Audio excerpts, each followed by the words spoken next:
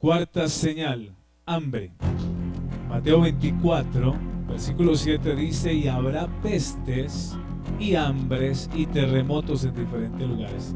Jesús habló del hambre para el fin de los tiempos, que habría hambres en diferentes lugares o en diferentes naciones. El hambre es la sensación que indica la necesidad de comer. Es escasez de alimentos básicos. Es miseria generalizada por el deseo y el apetito de comer. El hambre es consecuencia de la pobreza y la desigualdad económica.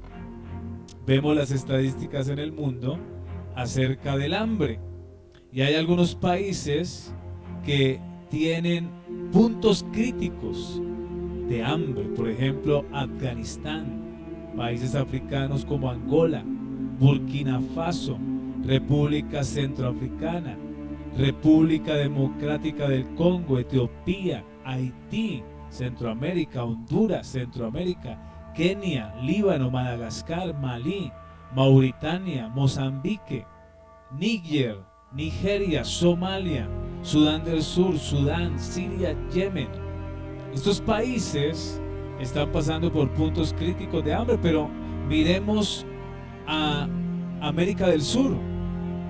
América del Sur está viviendo el hambre. Hay hambre en Colombia, en diferentes zonas, en diferentes ciudades, departamentos. Por ejemplo, el Chocó vive hambre. Aquí nomás en Bogotá se vive el hambre en muchos lugares. Hablamos de Argentina. Los argentinos dicen que la gente está viviendo hambre en Argentina. Hay ciudades que viven el hambre. Y así en Sudamérica, estos países viven hambre. Estamos viviendo un tiempo de crisis económica en el mundo. La gente se pregunta por qué el hambre en la tierra y se le echa la culpa a Dios del hambre. Pero la culpa no es de Dios, sino de un sistema que lleva a la esclavitud económica en el mundo y a que la gente escasee de los productos alimenticios.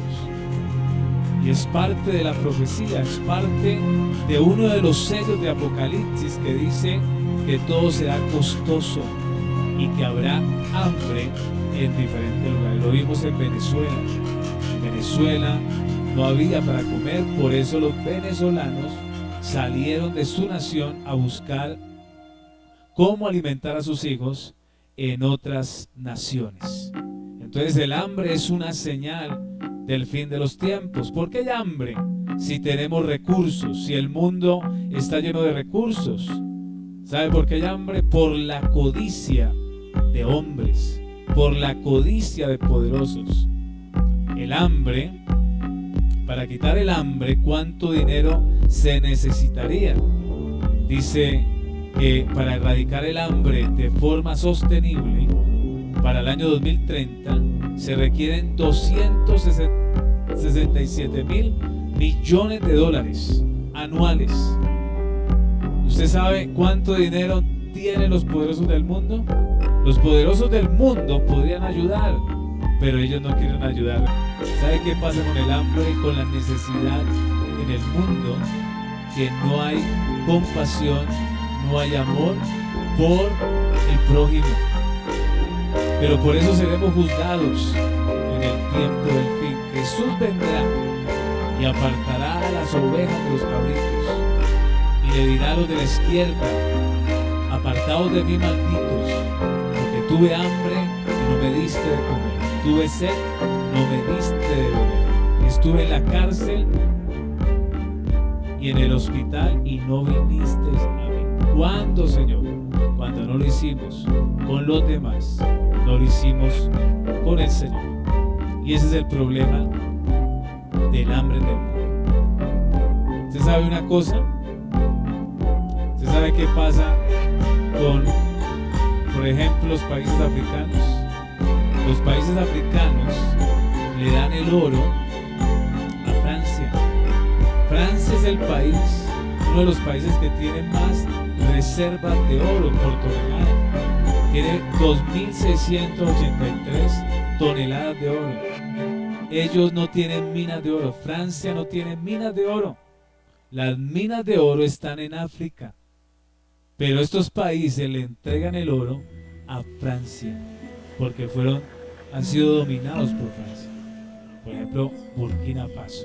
Ellos tienen bastante minas de oro. ¿Y sabe cuántas toneladas de oro tiene Burkina Faso en su reserva? Nada, no tiene nada. Ahí es, el hambre es por un sistema.